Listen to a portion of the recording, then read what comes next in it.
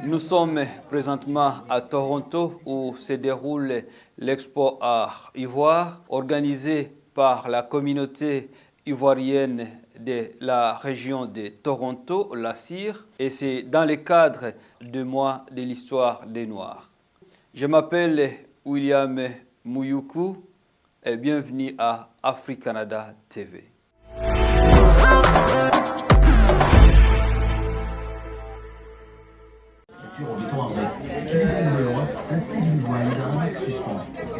Merci beaucoup à vous. Mon nom c'est Madame Carole Balou. Je suis présidente de l'association de la communauté ivoirienne de la région de Toronto. Alors, depuis à peu près 3 ans, je suis à la tête de cette communauté. De façon personnelle, je suis enseignante depuis 10 ans et mère de 2 adolescents. Pourquoi cette expo? Alors, cette expo, juste pour pouvoir vraiment faire découvrir une partie de l'Afrique.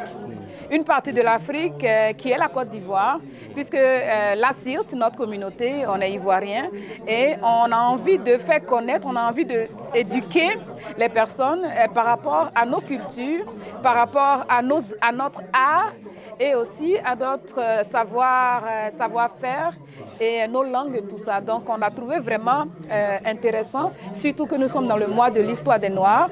On a profité de cette situation, de cette occasion pour nous faire découvrir, pour parler de nous et pour parler de notre culture. 69 ethnies en Côte d'Ivoire. On a 4 qui disent que c'est vrai, il y a 5 qui disent que c'est faux. C'est quoi la bonne réponse? C'est vrai. 69. Bon, mais je pensais que c'était 63, mais c'est 69. Merci, mon nom est Viviane Sinan. Je suis membre du bureau exécutif de la CIRT.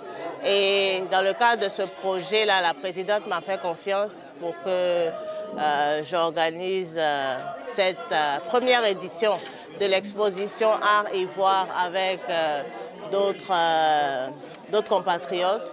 Donc, on a voulu vraiment marquer le mois de l'histoire des Noirs à travers cette première édition-là pour pouvoir nous ressourcer, pour pouvoir retourner là d'où on vient et aussi pouvoir penser à l'avenir, surtout à nos jeunes.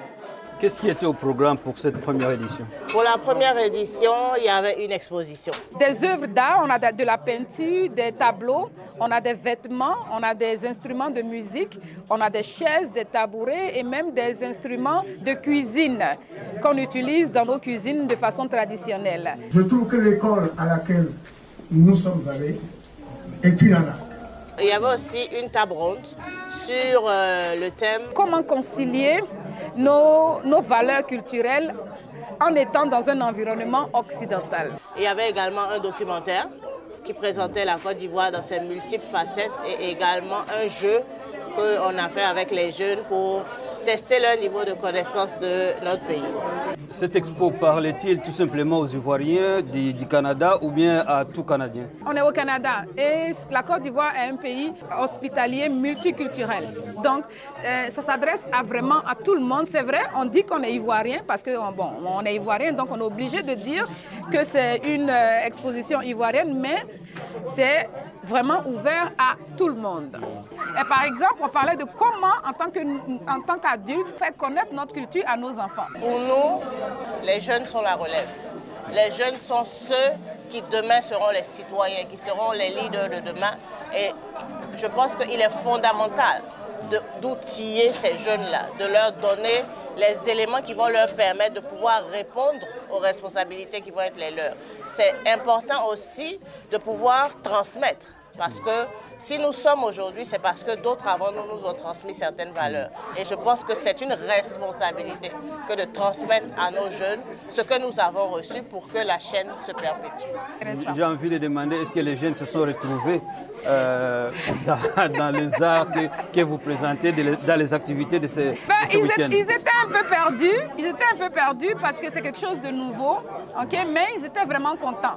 Et on a senti vraiment qu'ils étaient contents de découvrir ce qu'on avait à leur proposé et ce qu'on avait aussi à leur enseigner. Parce que la discussion, c'était vraiment un enseignement qu'on a donné finalement à ces jeunes-là.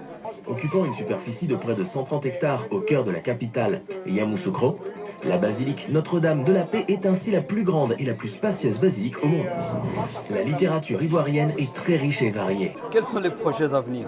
La CIRT a beaucoup d'activités. La prochaine activité sera une activité qu'on va rencontrer les jeunes, justement, pour parler encore du tutorat, de l'enseignement, parce qu'on va vers le mois de juin, on va vers la fin de l'année, donc il faut vraiment outiller nos enfants dans le fait de pouvoir être prêts pour les examens finaux. Donc, c'est ce qu'on va commencer à faire pour le prochain. Mais on a d'autres projets. On a le barbecue qui s'en vient.